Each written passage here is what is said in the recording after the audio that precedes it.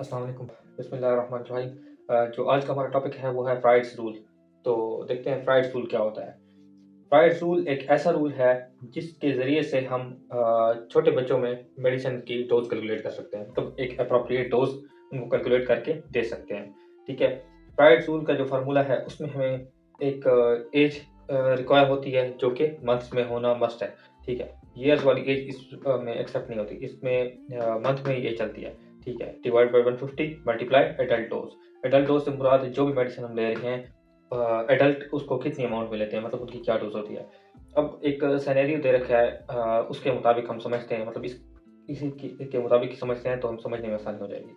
Calculate the dose of 3 month infant in ml। ठीक है।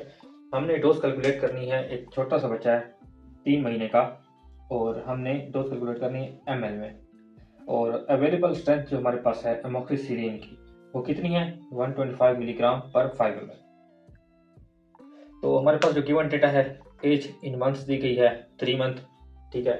जो कि एज दी गई है वो है 3 मंथ्स। अवेलेबल डोज कितनी है 125 मिलीग्राम 125 mg पर 5 ml। ठीक है। उसके बाद हमारे पास है एडल्ट डोज। एडल्ट डोज कितनी दी गई है 500 मिलीग्राम। मतलब अगर ये दी जाए तो ठीक है, अगर एडल्ट डोज किसी मेडिसिन की ना दी हो तो हमें ये पता होनी चाहिए। जैसे कि पैरासीटामोल की एडल्ट डोज होती है 500 मिलीग्राम, इसी तरह एमोक्सिसिलिन की एडल्ट डोज भी हमारे पास 500 मिलीग्राम ही तकरीबन बनती है।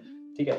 तो अब फार्मूला देखते हैं। फ्राइड रूल का फार्मूला क्या है, age in month divide by 150 multiply adult dose.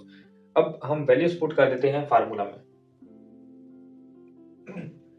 As in month कितनी थी हमारे पास 3 थी, तो हमने 3 पुट किया।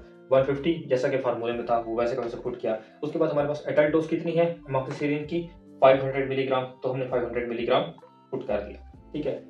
इसके बाद इनको डिवाइड किया, 3 1 3 और 3 50 150। ठीक है।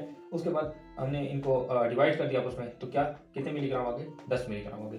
10 मिलीग्राम क्या है एमोक्सिसिलिन की डोज है, जो कि 3 मंथ के बच्चों में दी जाती है। ठीक है। 10 मिलीग्राम।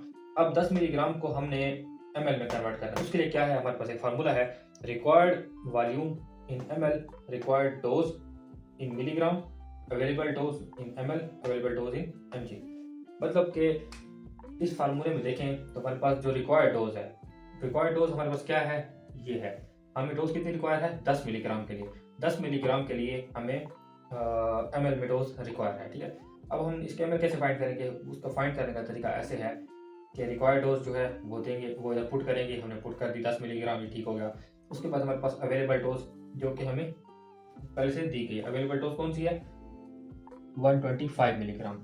ठीक है। अवेलेबल डोज 125 मिलीग्राम इन ml, ये वाली डोज अवेलेबल ml में।